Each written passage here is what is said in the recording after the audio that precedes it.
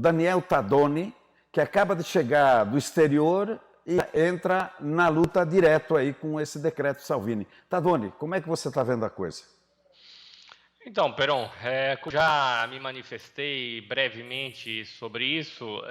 Esse decreto, na parte que toca a cidadania, devo confessar que eu não li e não me detive nas outras partes do decreto, sobre refugiados, proteção de refugiados, etc. Me detive apenas na parte que trata de cidadania. Na parte que trata de cidadania, o decreto é trágico, para dizer o mínimo. É extremamente mal elaborado, extremamente mal feito. Primeiro, a própria intenção de ter um decreto que trate de cidadania italiana de uma forma tão irresponsável é uma coisa digna de República das Bananas. É uma coisa que vai além do lamentável. Eu gostaria de saber quem é que teve essa brilhante ideia, porque se partiu da cabeça do Salvini, olha, realmente é a cereja do bolo, porque isso não tem a menor razão de ser. E o texto do decreto, desse rascunho de decreto, demonstra que quem o escreveu não entende nada de cidadania italiana iure sanguinis. Porque na relazione illustrativa, que eu também não sei quem escreveu, porque até agora ninguém soube me dizer, nem mesmo na Itália souberam me dizer quem é que escreveu essa relazione illustrativa, né? Porque aqui na relazione illustrativa, no segundo parágrafo, a pessoa que escreveu, enfim, o grupo de pessoas que escreveu essa relazione ilustrativa, coloca que a previsão que se entende com o parágrafo 3º do artigo 13 é de limitar de forma geral o reconhecimento da cidadania italiana aos descendentes dos italianos no exterior até a segunda geração. O problema é que essa limitação ela só poderia se dar, primeiro, se tocasse o artigo 1º da Lei 91 de 1992, né? E, segundo, ela só pode tocar, obviamente, aqueles que ainda não nasceram. E a gente já vai falar sobre isso, sobre essa questão da irretroatividade dos efeitos da lei. A pessoa que fez o decreto, que elaborou, ou o grupo de pessoas, demonstra não entender a própria lei da cidadania. Por quê? Porque o artigo 13 do decreto, o artigo 10, né, o artigo 10 bis. Isso aqui também está, aliás, isso aqui está, esse decreto tem até uma falha aqui, deve ser artigo 13 bis, na verdade. Ele tem uma falha até de numeração, para vocês terem uma ideia, o decreto parece ter uma falha de numeração, né? Ele coloca artigo 10 bis, mas na verdade seria artigo 13 bis. E ele, nesse artigo que deve ser 13 bis, no parágrafo 3º, ele quer modificar o artigo 17 da Lei da Cidadania, que, na verdade, traz um texto muito parecido com o atual artigo 9 da Lei da Cidadania. E se nós formos ler aqui, estamos falando verbatim, né? Ou seja, exatamente como está escrito, nesse artigo 13 bis, parágrafo 3º, ele escreve que al soggetto del quale il padre o la madre, uno degli ascendenti in linea retta di secondo grado, sono stati cittadini per nascita, que é o texto basicamente do artigo 9º da Lei da Cidadania, em vigor. É um artigo 9º, ele não trata de cidadania iure sanguinis. ele trata de concessão da cidadania, ou seja, naturalização, para pessoas cujos ascendentes foram cidadãos italianos por nascimento. Ou seja, ascendentes que perderam a cidadania italiana e seus filhos nasceram depois desse evento, não podendo, portanto, serem cidadãos por nascimento. Isso é o que diz o artigo 9º da Lei da Cidadania. E o texto do artigo 13 bis, parágrafo 3º, que modifica o artigo 17 da Lei da Cidadania, parece justamente querer emular esse mesmo texto. E isso porque a pessoa ou o grupo de pessoas que redigiu esse decreto e, eventualmente, também a relação ilustrativa, que creio podem ser a mesma pessoa ou o mesmo grupo, essa pessoa não entende o que é sonostati cittadini per nascita e o que comporta o artigo 1º da Lei da Cidadania, né? Então, o que eu digo sobre esse decreto isso é uma atrapalhada absurda, né? Primeiro, conceitual e moral. Conceitual e moral porque uma lei como a Lei da Cidadania é uma lei das mais importantes de uma república e jamais poderia ser objeto de mudança através de um banal decreto administrativo, assim, falando sobre coisas mais simples da administração pública, né, e dos fundamentos do Estado, né? A cidadania é um bem dos mais importantes numa república, no Estado, e muito parecido com o que aconteceu o ano passado, né? Ou seja, o ano passado foi na lei de orçamento, né? Na legge di bilancio. Aí agora um decreto que é um balaio de gatos, né? Fala de tudo. Então, ou seja, nós dissemos isso na campanha eleitoral, né? A lei da cidadania tem que receber algum tipo de mecanismo, que eu nem sei como seria possível, para que ela não possa ser mudada de uma forma irresponsável. Ou seja, ao gosto de uma maioria simples do parlamento. Ou seja, a lei da cidadania ela tem uma importância e ela só poderia ser modificada por maioria qualificada, né? E após um exame e debates bem longos, sobretudo porque esse tipo de coisa deveria ser examinado à luz da Constituição e dos princípios do direito, porque essa intenção desse decreto, ele fere um princípio do direito, que é a questão da irretroatividade. E por que ele faz isso? Primeiro, porque a pessoa ou o grupo de pessoas que redigiu isso não sabe que a cidadania italiana, como prevista no artigo 1º da Lei 91 de 1992 e também pelo artigo 1º da Lei 555 de 1912 e também pelo próprio Código Civil de 1865, a lei, esse histórico de leis prevê que o cidadão nasce italiano, né? Eu preparei aqui justamente por isso aqui, ó.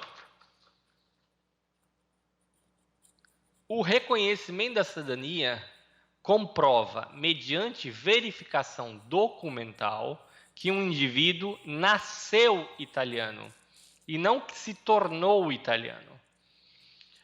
É incrível porque nos consulados, salvo raras exceções, nos municípios na Itália, e como se vê até dentro do próprio Ministério do Interno, há pessoas, e na administração como um todo, políticos, isso fica evidente, até próprias pessoas envolvidas com comunidade italiana, as pessoas não conseguem parecer querer entender que nós, que somos descendentes de um italiano imigrado, se nossa história de vida cumprir com todas as exigências documentais, nós nascemos italianos. Nós não nos tornamos italianos a partir do momento do reconhecimento da cidadania, seja no consulado, seja na Itália. E as pessoas falham ao entender isso. Quando o reconhecimento é finalizado, ou seja, uma prática administrativa e, por vezes, muito mais raramente judicial, a pessoa ela é declarada cidadã italiana desde o dia em que nasceu. Ela não se torna italiana a partir daquele dia. Ela é italiana desde o dia em que ela nasceu. E as pessoas que lidam com isso, de forma geral, parecem não entender essa coisa que define totalmente o que é a cidadania italiana. Né? É uma característica básica da cidadania italiana. E é por isso que é ilegal quando consulados exigem pegar documento desde o bisavô, desde o trisavô, se o pai de uma pessoa já foi reconhecido cidadão italiano. Então, eu vou fazer 40 anos. Se meu pai, eu não sou reconhecido, mas se meu pai já obteve o reconhecimento, ele é meu dante causa, porque ele foi reconhecido cidadão italiano desde o dia em que ele nasceu. Então, quando eu nasci, ele já era cidadão italiano, porque o reconhecimento eu sempre me confundo com ex tunc e ex nunc. O reconhecimento ex tunc, ele retroage ao dia do nascimento. Então, certo. Tadone, diga. Esses são os conceitos, mas me parece que essa questão estaria mais ou menos superada, não sei, pelo menos a quanto diz o Merlo. Na última entrevista que ele concedeu, ele disse que praticamente estaria superada a questão. Que informação você tem sobre isso? Quer dizer, esse imbróglio todo. Eu conversei com o Merlo ontem, né? Eu ainda estava fora do Brasil, quando eu conversei com ele ali por volta da hora do almoço. E ele também me disse isso, né? Ele me disse, olha, acredito que essa parte de segunda geração não vai mais constar do texto. E eu disse a ele, eu falei, olha, ótimo, mas o ideal é que simplesmente esse decreto esqueça a cidadania. Porque cidadania não se trata dessa forma. Ou seja, a cidadania não é falar como aqui no decreto, permissão de estadia, permesso de soggiorno, falar de refugiados, falar de centros de permanência para imigrantes ilegais, execução de expulsão. Ou seja, o que a cidadania italiana está fazendo nesse decreto? Isso é uma sandice. Isso é um absurdo, né? Isso poderia até prever no decreto, por exemplo, a questão da revogação da cidadania italiana para pessoas que se naturalizaram e cometeram crimes. Eu sou a favor. Ou seja, eu acho que isso pode ser matéria do decreto. Né? Tudo bem, não vejo... Eu preferiria uma mudança da legislação feita organicamente, de uma forma pensada enfim, no processo legislativo normal. Né? Como disse o próprio Merlo, subsecretário agora, ele disse que isso é um assunto que tem que ser discutido amplamente, ele prefere que seja assim, pelo CGIE, pelas comunidades, tal, porque há uma diversidade até de entendimento entre a Europa, a América do Sul, etc. e tal. Esse debate, quer dizer, nós estamos de ano em ano sendo surpreendidos por caroneamento de um tema que não diz respeito naquele momento, não está havendo um debate, está havendo uma reação da parte dos interessados e do outro lado uma tentativa de fazer fortuitamente entrar de carona esse tema em isso demonstra, na sua forma de ver, demonstra aquela tentativa, a velha tentativa de fato limitar. Como é que não podemos interpretar isso aí? Eu acho toda essa situação é muito complexa. Primeiro, é o que eu já disse, né? Ou seja, primeiro é uma modificação de uma lei tão importante, tão fundamental da República, por meio de ferramentas e de artifícios absolutamente inadequados, né? Então, essa é a primeira coisa. A segunda coisa parece que os italianos não entendem quem são os descendentes. Né? Eu entendo a reclamação de que muitos descendentes pouco se importam com a Itália e que uma grande maioria não fala italiano. Isso eu entendo o sentimento do italiano. Basta a gente pensar com a cabeça de brasileiro e a gente vê, de repente, pessoas que obtêm a nacionalidade brasileira e não falam uma palavra de português. É uma coisa que, se a gente colocar o outro lado, a gente vai entender que é, de fato, um sentimento e uma impressão que causa algum desconforto justificado, né? É compreensível. Então, se eu fosse um italiano nascido na Itália e criado todo o meu percurso de educação e, de repente, eu visse um descendente, seja de qual geração for, ele pode ser filho, ele pode ser neto, bisneto, trineto, isso não importa. A questão é ver uma pessoa que tem a nacionalidade italiana, mas não fala nem buongiorno, é uma coisa bastante delicada. A questão a lei existe e a lei é para ser cumprida. E é o que eu disse na carta aberta, num dos pontos, né? Ou seja, consulados, municípios, embaixadores, cônsules, não tem que ficar discutindo se a lei é boa ou ruim. Ela é para ser cumprida. Eu sou totalmente a favor de que a lei seja rediscutida. Porém... Você advoga também aquela sorta de jus cultura? Eu advogo que a lei seja rediscutida de uma forma ampla, né, que seja uma lei mais clara, e que não apenas exista a lei, mas depois exista um segundo momento de regular cada um dos artigos da lei. Então, eu advogo. Com relação a possíveis restrições, eu advogo que possam existir para pessoas que nasçam a partir da entrada em vigor da lei. Então, ou seja, hoje em dia, as pessoas que são descendentes não podem mais alegar, em sua esmagadora maioria, desconhecimento da possibilidade de serem cidadãos italianos. Né? É diferente do passado, e eu vivi essa época, eu vivi a época do consulado quando não havia internet. O consulado dizia o que queria para as pessoas e as pessoas tinham que engolir, porque era uma época em que a gente procurava ir ao consulado para consultar a lista telefônica, porque não existia internet, não existia nenhum tipo de acesso à informação. Então, o que eu quero dizer com isso?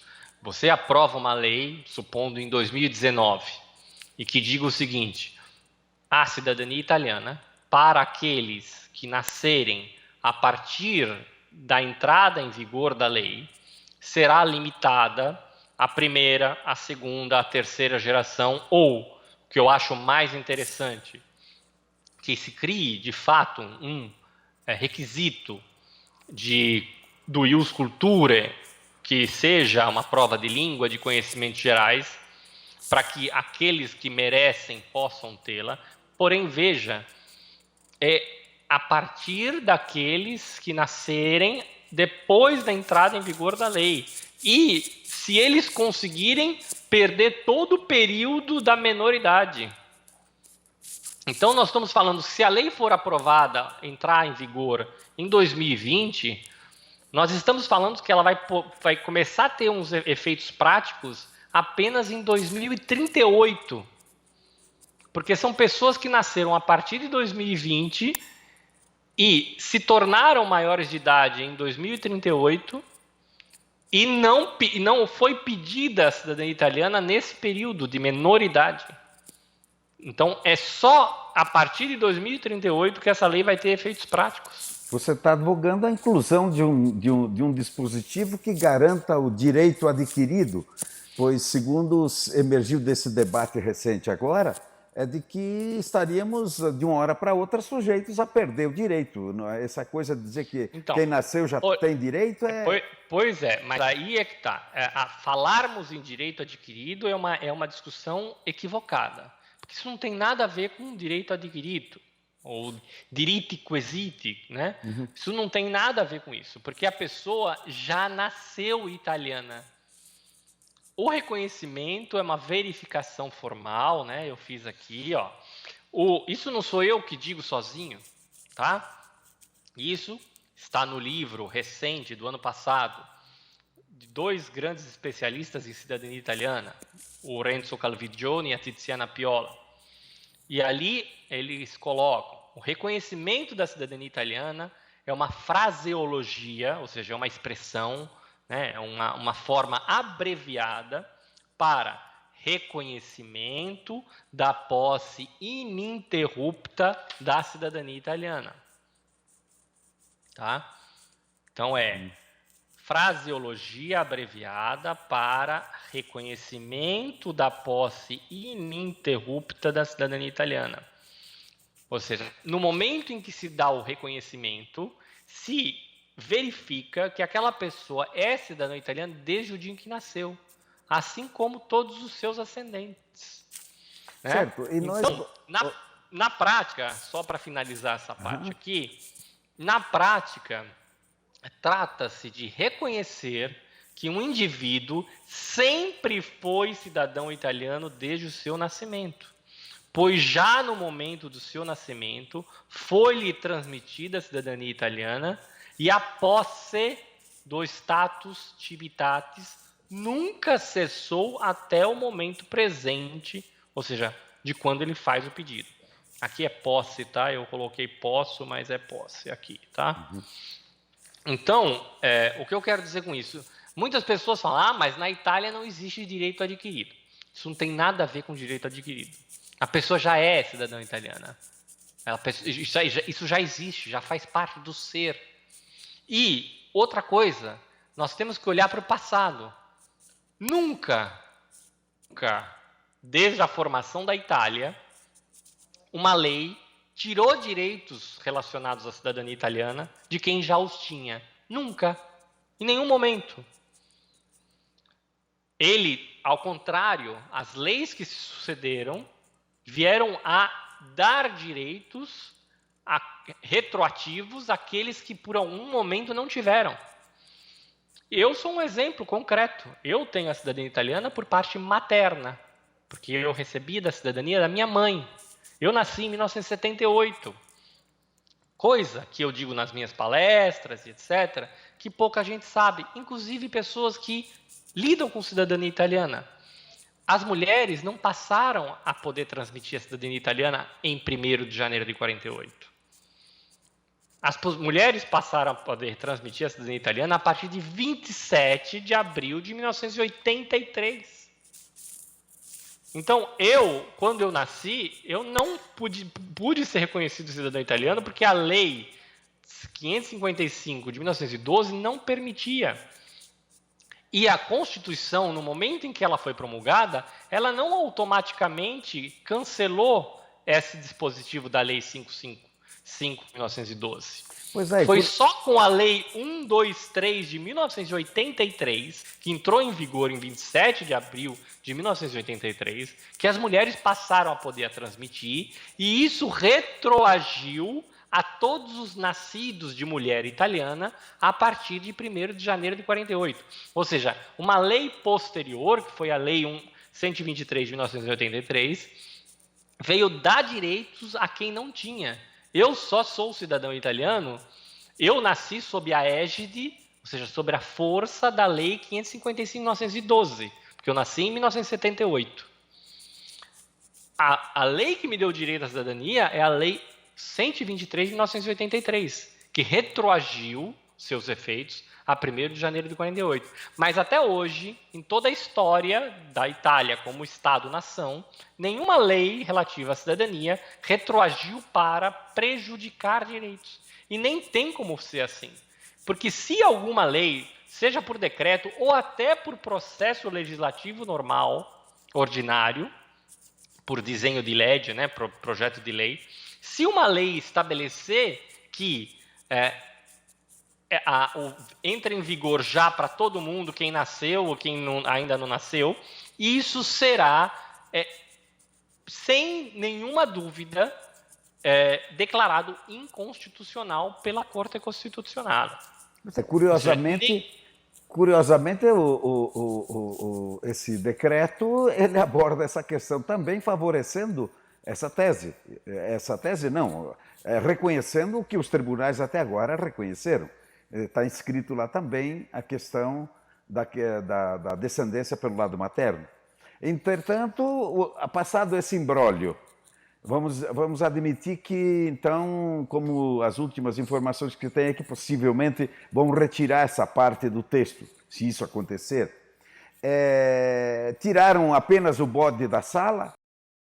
Não, pois é, esses são os outros problemas que agora apareceram pequenos diante dessa ameaça do decreto, né? Na carta aberta eu falo de 20 questões, há outras até que eu depois me lembrei, poxa, deveria ter abordado isso, aquilo, outro, né? Primeiro, porque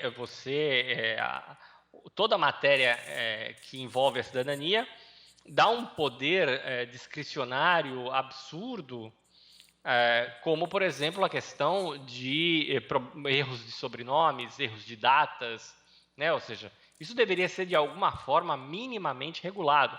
Eu até entendo por que nunca foi. Porque, na verdade, o legislador, ou seja, o corpo, o parlamento italiano, nem em 1912, nem em 92, curiosamente, ele legislou pensando nessas gerações tão distantes, né? Em 1912, nós falávamos dos filhos dos italianos que tinham emigrado, né? Ou seja, a Itália tinha a previsão da cidadania no Código Civil de 1865, mas em 1870, 1875, começa a grande imigração, né? Os italianos começam aos milhões emigrarem, e aqueles que retornam passam a ter problemas, né? E nessa mentalidade, nessa situação, durante bons anos, na verdade, isso ocorreu basicamente entre 1901 e 1912, né? Ou seja, com a Legge dell'Immigrazione de 1901, até 1912, houve uma discussão enorme no parlamento italiano sobre a cidadania, que acabou desaguando na Lei 555 de 1912. E naquela época ninguém jamais poderia imaginar que nós estaríamos falando de cidadania italiana 106 anos depois, de pessoas que são bisnetos, trinetos e às vezes até tetranetos, e às vezes até além, né, de cidadãos italianos. E a lei de 1992, embora talvez aí já se pensasse em uma geração a mais, ela não resolveu uma série de situações que são criadas pela distância temporal entre a imigração da antecausa até a pessoa que requer, né? E aí, nesse meio tempo, muitas coisas acontecem. Então, são várias questões pouco tratadas e mal resolvidas, e elas estão na carta aberta que eu fiz, que é a matéria da revista Insieme desse mês.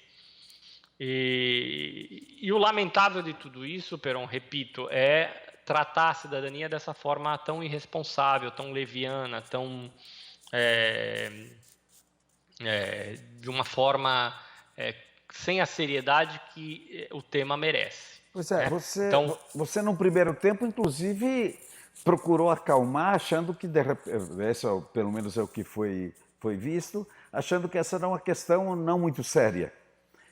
Você parece que mudou um pouco de ideia. E qual é, na tua forma de ver, que estratégia deve tomar a comunidade, as nossas lideranças? Continuar protestando? O que devemos fazer? Cruzar os braços?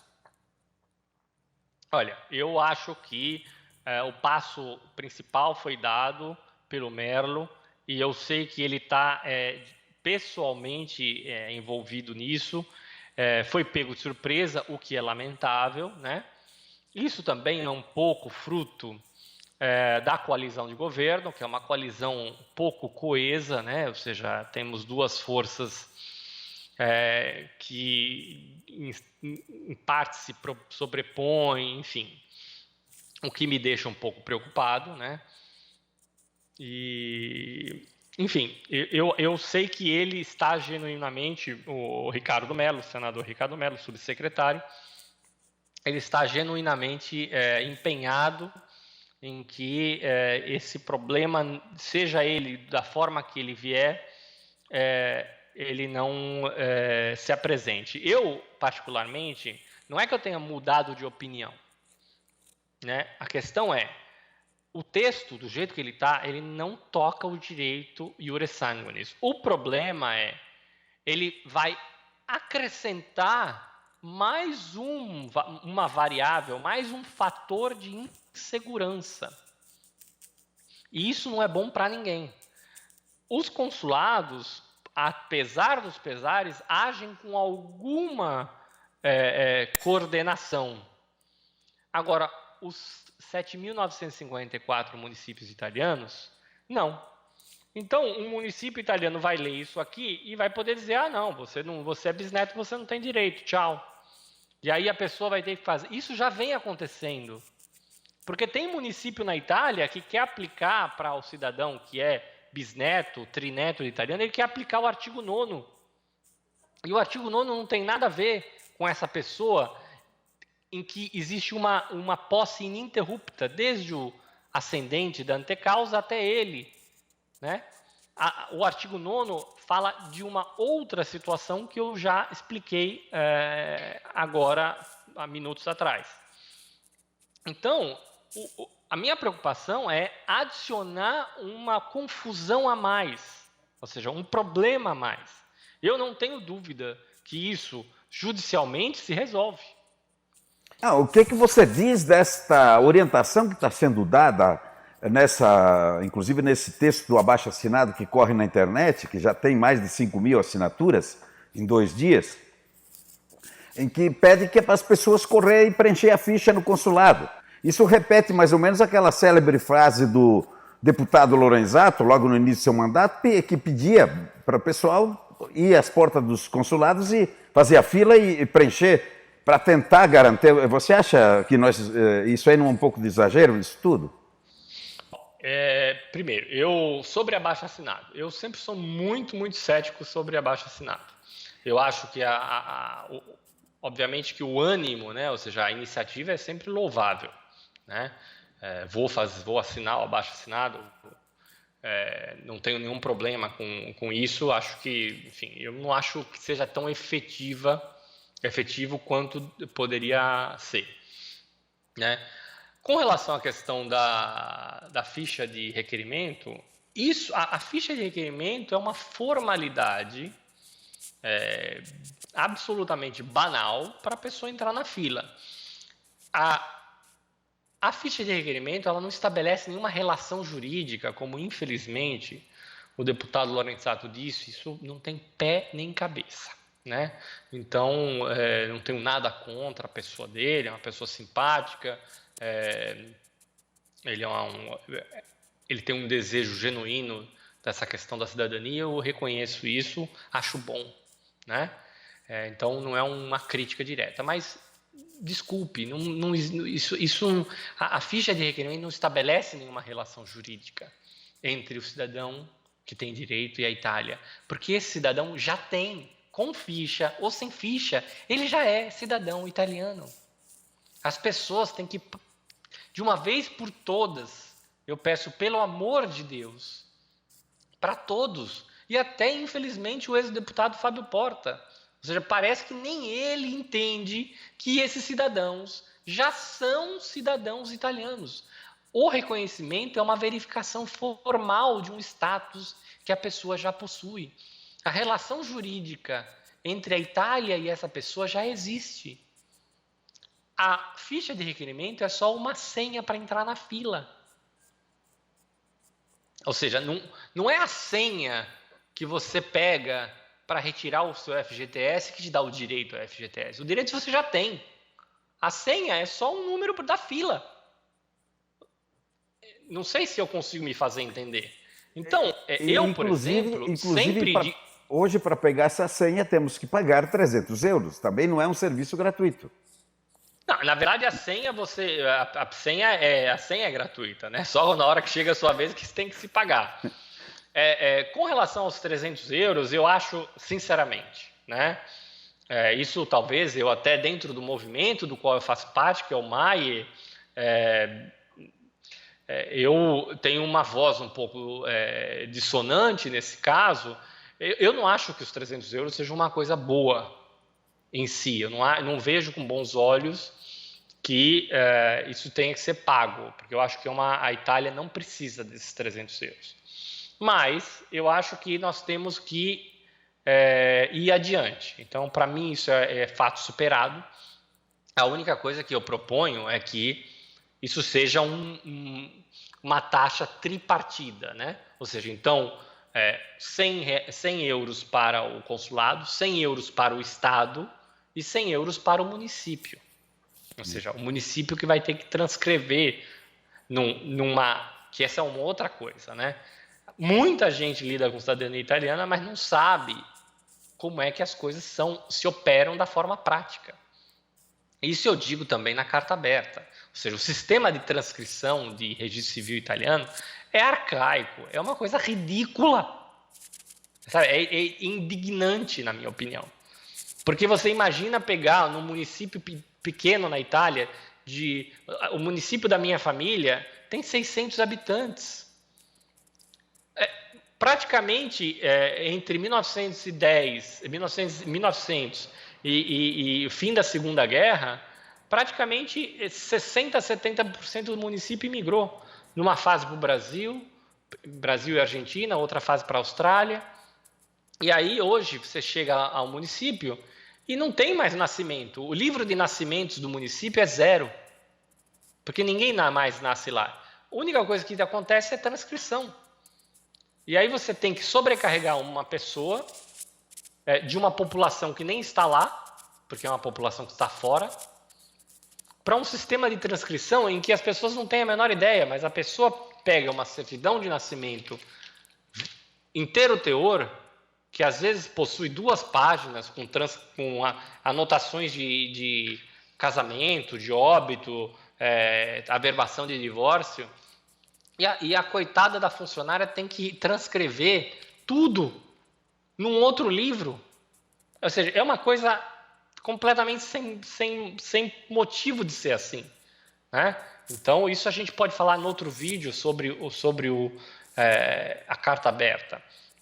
Mas, enfim, os 300 euros eu acho que é uma questão superada. Vamos adiante. A questão é que, essa é outra pergunta. Onde estão as somas recebidas pelos consulados? Ou seja, eu me pergunto porque aqui no Nordeste, com o cônsul aqui em Recife, eu sei o que vem acontecendo. O consulado de Recife vai mudar de sede, então naturalmente está numa fase de transição. Embora a fila esteja andando num passo mais apressado, eu acredito que o ano que vem nós vamos ver os frutos dessa verba, né? Estou muito otimista, né? Tem um cônsul extremamente colaborativo e de boa vontade. O que eu, como presidente do Comitê do Nordeste, não posso é forçar os presidentes dos outros comitês a fazerem. Eu já pedi, peçam para cada consulado quanto é que eles receberam da taxa. Ninguém pede. Eu quero saber o que os meus colegas têm feito com relação a perguntar para os cônsules onde está sendo empregado esse dinheiro. Ou seja, o consulado de São Paulo recebeu mais de 400 mil euros. O que foi feito na prática? Será que nós não temos o direito de saber? Ou seja, o FOIA, o Freedom of Information Act, né, que é direito de acesso agli atti amministrativi. Por que nós não exercemos essa prerrogativa? Ou seja, o que está sendo feito? O Consulado de São Paulo, que é o maior, que tem a maior fila. Esses 400 e poucos mil euros estão sendo utilizados como? Eu quero saber. Eu tenho curiosidade, como cidadão italiano, como paulista de nascimento. Eu quero saber o que está acontecendo com a fila de São Paulo. E aí em Curitiba? Em Porto Alegre? Quantas pessoas foram contratadas? Foi contratada uma cooperativa? Foram comprados móveis, computadores, cortinas, pintaram a fachada? Ou seja, onde estão essas informações? O dinheiro não chegou em março? Não foi em março que chegou o dinheiro? Cadê? Nós já estamos em setembro. Então, enfim, essa é uma pergunta que eu faço aos meus colegas. Eu, infelizmente, por problemas pessoais, não pude ir à reunião intercomites, que aconteceu, creio, no dia 21 de agosto. Mas essa é uma pergunta que eu deixo no ar aí, até para a revista Insieme. Como eu já tinha até te dito em outra situação, a revista Insieme, como um órgão de imprensa, também tem direito a ter acesso a isso. Então, eu acho que é uma coisa que tem que ir adiante. Mas aí nós estamos aí entrando em outras situações. Com relação ao decreto, não sei se ficou explicado a minha posição, que se o decreto for aprovado da forma como está, nada vai mudar do ponto de vista da lei. Porque a lei, o artigo que prevê o direito à cidadania italiana, iure sanguinis, é o artigo 1º. E se esse artigo, no parágrafo 1º, não for mudado, não muda nada. Nem agora, nem para quem já nasceu, nem para quem vai nascer.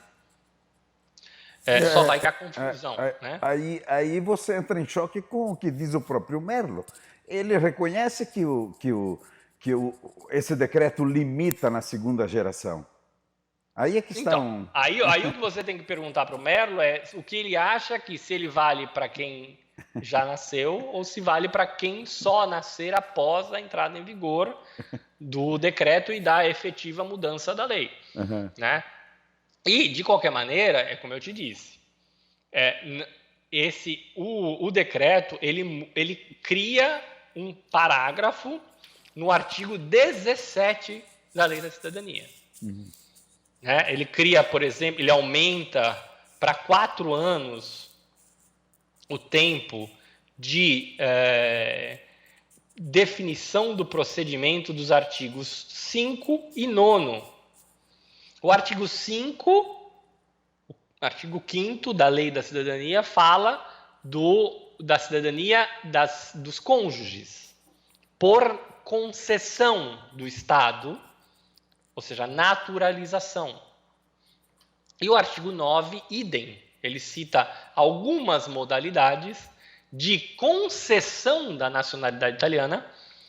Uma delas é para aquelas pessoas cujos ascendentes deixaram de ser italianos antes da geração seguinte nascer. Por isso que está escrito no texto: sono stati cittadini per nascita. Foram cidadãos por nascimento. Tá certo?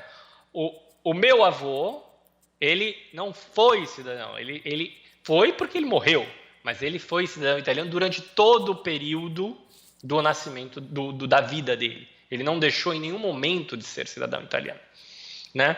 Então, tem até uma figura assim, muito pitoresca do mundo da cidadania, que ele não consegue acertar nem mesmo o número de municípios que existe na Itália, para você ter uma ideia. Ele fez um vídeo catastrófico. Olha, eu não consegui assistir o vídeo inteiro, porque eu tenho mais o que fazer e estava viajando. Mas ele, por exemplo, quer aplicar o prazo de 48 meses para a cidadania italiana. Ele fala que a pessoa, se for para a Itália, agora vai ter que esperar 48 meses. Ele não sabe diferenciar nada da lei da cidadania italiana. E, infelizmente, nós estamos vendo um monte de pessoas dizendo besteiras homéricas. Faço raras exceções, e aqui vou até citar alguns nominalmente: Tiago Prati, Mônica Restagno, Daniele Mariani, creio que o advogado di Ruggiero, que praticamente dizem exatamente o que eu estou dizendo, talvez com uma diferença aqui e outra ali. Concordo o Fábio Barbiero, que fez um vídeo também nessa linha, embora ele, na verdade, falou sobre essas ameaças de mudança de lei que depois não se concretizam, o que é verdade também.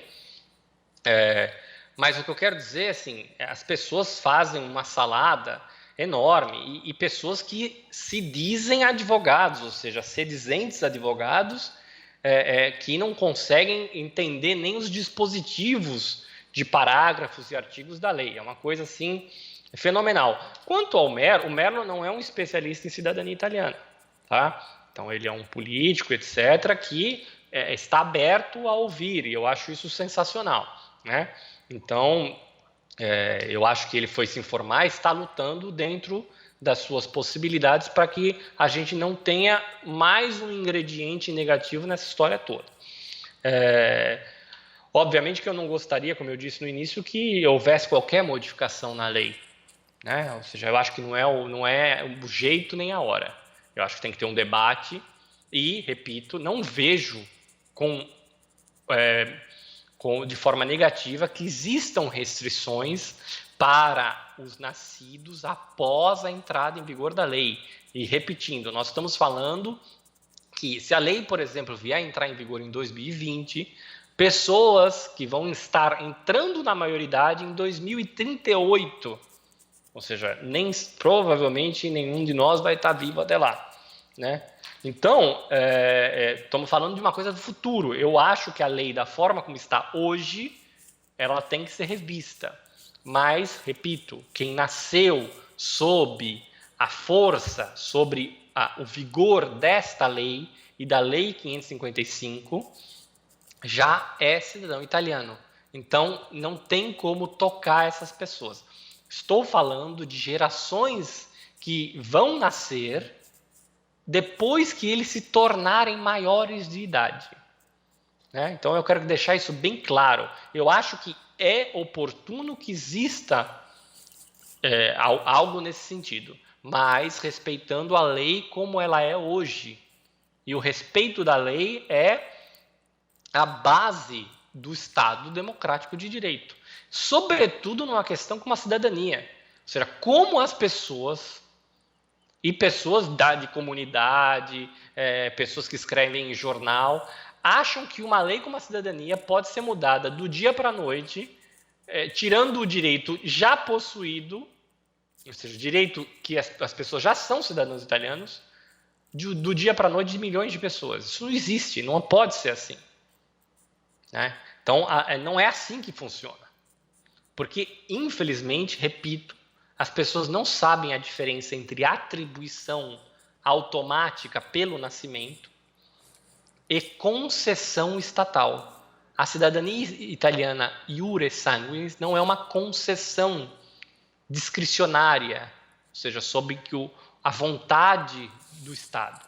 Ela é automática a partir do momento em que se comprova a ligação de perfiliação, ou seja, de reconhecimento em cadeia desde o cidadão italiano até o requerente, né? Radoni, então, se me permite, eu faria uma última pergunta, exatamente em cima do que você acaba de dizer. Perfeito, você está sendo bem claro na tua didática, inclusive com um linguajar que não é o juridiquês que as pessoas não entendem. Mas você não acha que sem essas dificuldades ou essas dúvidas suscitadas por um decreto como este, já temos confusão que chega nos consulados e nos municípios? Você não acha que com um decreto desse, se vamos dizer que aconteça esse decreto, você não acha que isso vai bagunçar de vez? O pessoal vai se valer do entendimento que, de repente, você vai ter que corrigi-lo um a um nos tribunais? Sem dúvida nenhuma. Com relação a isso, não há dúvida. Eu acho que, num primeiro momento, isso vai ser uma confusão grande. Não há a menor dúvida. Se isso, da forma como está, entra em vigor, num começo, isso será, de fato, uma bagunça.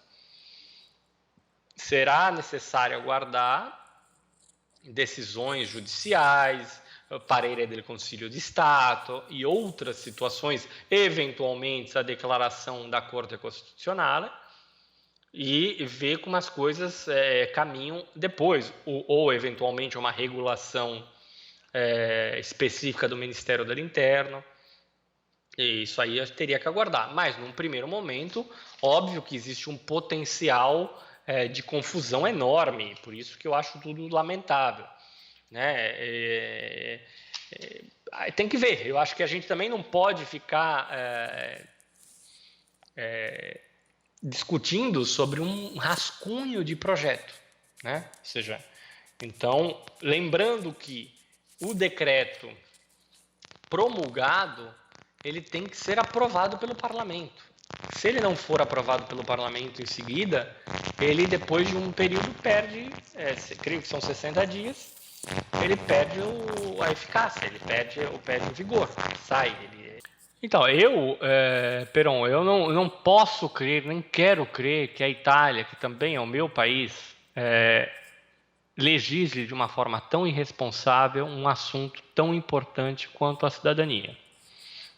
Então, eu espero, de fato, que as pessoas envolvidas tenham um pouco de bom senso, né, e retirem essa parte totalmente. Se for para deixar a parte sobre as mulheres e a retroatividade dos efeitos para os filhos nascidos antes de 1948, é óbvio que eu sou a favor, eu acho que é uma justiça que é muito esperada.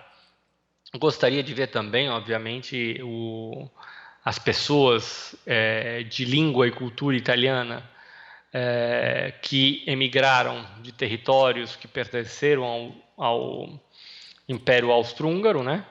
Não só os trentinos, como muita gente acaba lembrando só dos trentinos, mas nós temos que lembrar também dos julianos, né? Ou seja, aquelas pessoas que nasceram ali naquele pedaço pequeno da província de Udine, província de Gorizia, província de Trieste, e também de territórios que hoje estão na Eslovênia e na Croácia, né? Eu acho que é uma justiça que deveria estar contida numa nova lei de cidadania, que é o reconhecimento não da forma derivada por concessão prevista pela Lei 379/2000, mas um direito de sangue realmente às pessoas que têm língua e cultura italianas desses territórios, né? Então é uma outra mudança que seria muito bem-vinda, né?